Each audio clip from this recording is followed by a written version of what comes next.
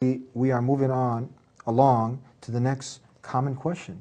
With my good friend Sheikh Yasir Qadhi, people ask, they say, well, you know, how is it that the Creator allows a man in Islam to have more than one wife? How is this? How can this be something? They envision now the man with a harem of women. We'll be right back.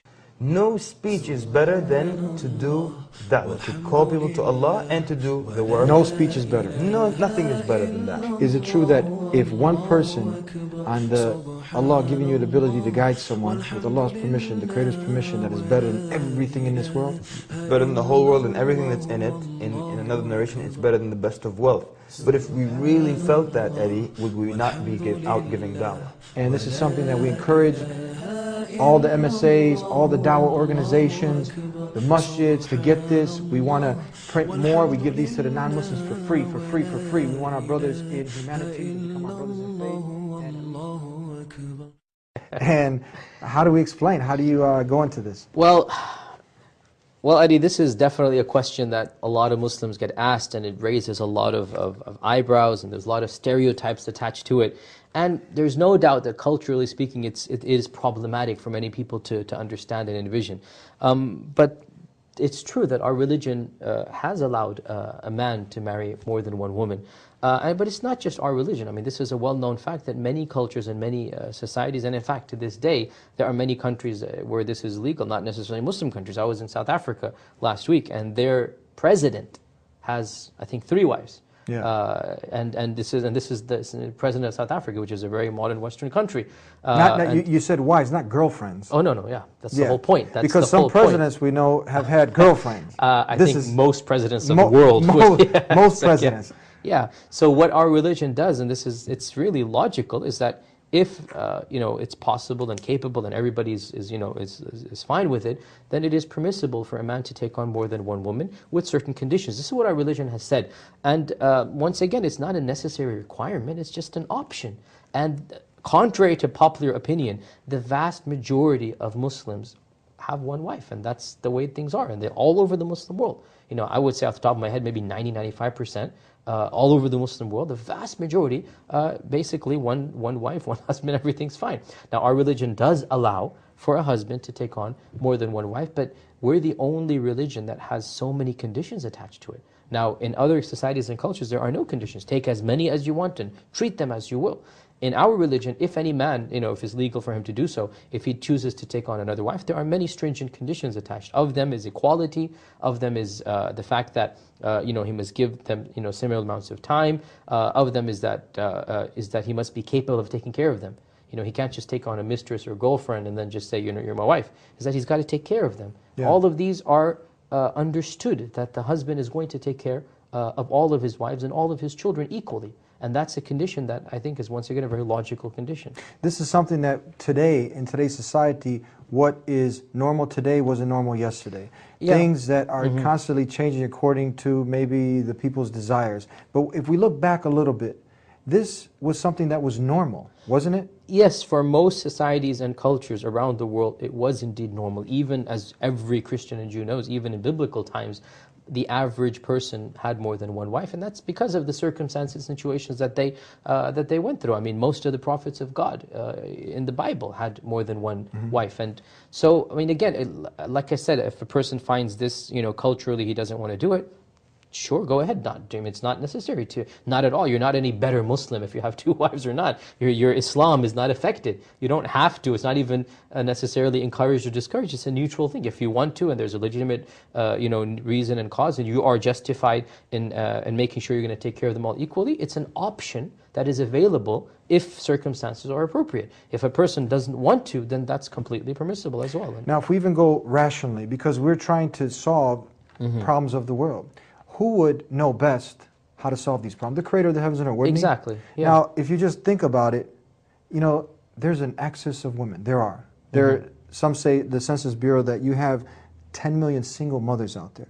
You have nearly 700,000 women who lose their husbands each year. Men in jail. Some are leaning towards other men, what's called homosexuality.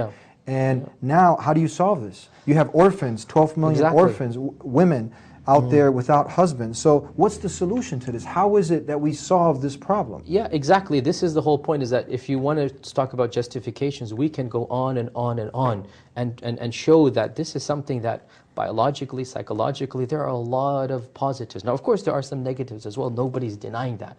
Nothing is 100% perfect in any situation and scenario. There's no doubt that there's some issues involved as well, about taking another wife. But what we would argue is that, theoretically speaking, this would provide far more solutions and be better for society. This is what our religion would say, is that this is something that would bring about far greater good than any negatives that might possibly come about because of that. And as you said, the statistics are quite clear. I think every country really is facing this problem.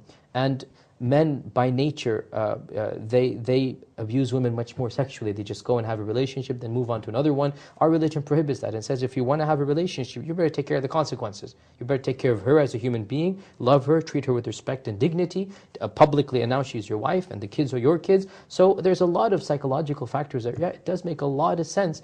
And in fact, I'm just saying this not related to the religion. Politically speaking, now with the legality of homosexuality, pretty much, legality meaning in terms of modern American laws, is becoming more and more common and legal in many states. I'm from Connecticut, and in Connecticut they've already passed the bill. The next wave is quite clearly going to be polygamy. It is? Yes, I have read a number of articles that are out there. There's an article out in the Law and Society Journal of last month or something, where a non-Muslim, nothing to do with Islam, is basically saying, look, if you're going to remove restrictions, you need to remove all restrictions.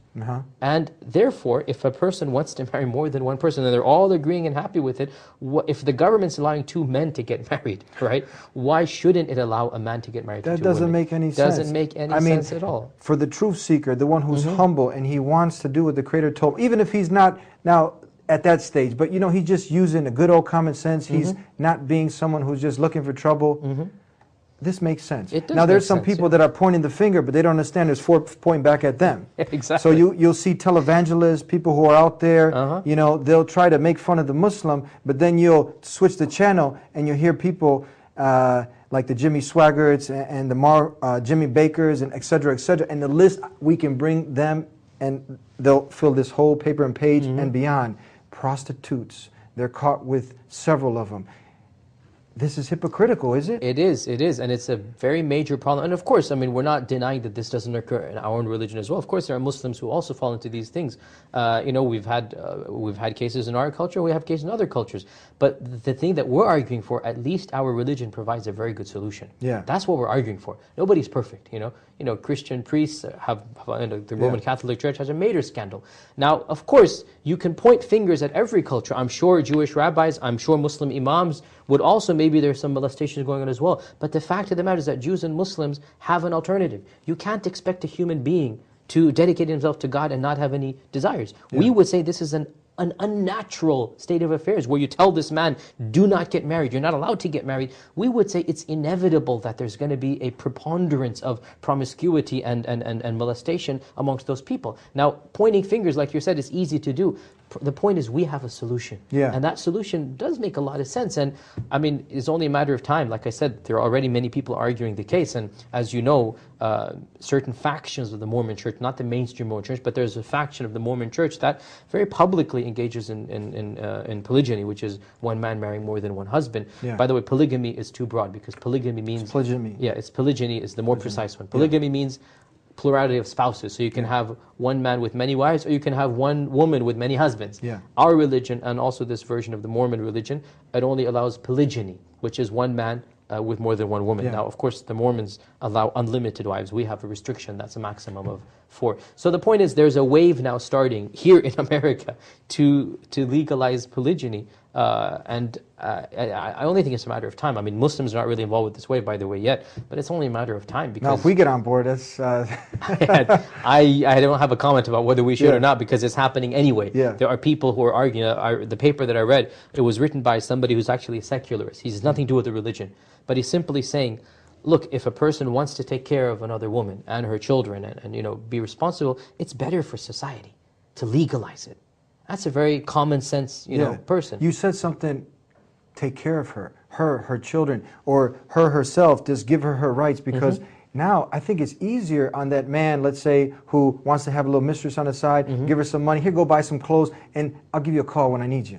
Exactly. At the end, Yeah. it might be a thrill for her, but in the long run, it's harmful. She's actually, they use the good words like girlfriend and mistress, but it's kind of like a concubine, isn't it? It is. It is. I mean, sir, let's be quite candid she here. has no benefits, no stability, and she knows she's going to be dropped as soon as, you know, he's fulfilled with her and moves on to a younger girl or something. Whereas in a marriage, there's a lot more stability and it's public. And of course, even if a marriage ends in a divorce, it's a respectable institution where, okay, it didn't work out, a divorce happened, you know. It's not a girlfriend on the side that you're just changing. There's an element of respect and dignity with the marriage, even if it ends in failure. Not all marriages work out. So the point is that it legitimizes a human need and relationship. And it makes something which is very beautiful, it makes it legitimate and pure.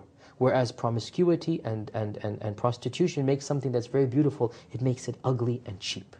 That's the difference. This is amazing because this is, for me, and I'm sure for any truth seeker and the Muslim, this is something that is just another proof that this is the truth from the Creator. It covers every aspect of life. Exactly. It gives you an option when you need it, and if you don't need it, then you don't need to take the option. Because, I mean, the three candidates that were running for president, I mean, if they would have done this, if it was allowed, they wouldn't have to go on behind the woman's back and commit something that is most preposterous. Exactly. Is to commit infidelity. Exactly. This is something that we are running away from. We don't want girlfriends, we want wives. Because we care for them, take care of them, give them their rights.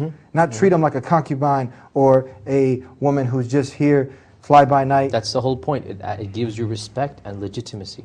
They did a survey. I was listening to one individual who was talking about they had surveyed some of these women that were the second or maybe the third, fourth. It doesn't have like a limit. You could be like the 10th mistress. They said if you had a, if you could be a second wife to take that role on or continue just being like this, you know, sidekick, what would you do? Almost all of them said they'd take Exactly, on and the point is it's all voluntary. I mean, nobody's forcing on any woman. If a woman wants to be in a relationship where she's a second or third wife, then legally speaking, we need to really redefine. If we're going to allow two men to be together, why can't we allow, you know, two women who want to be married to the same husband? Again, it's up to the women. I mean, nobody's forcing it on her. If she wants to and he's willing to take on that responsibility, then really it does make a lot of sense to argue for it legally. Yeah.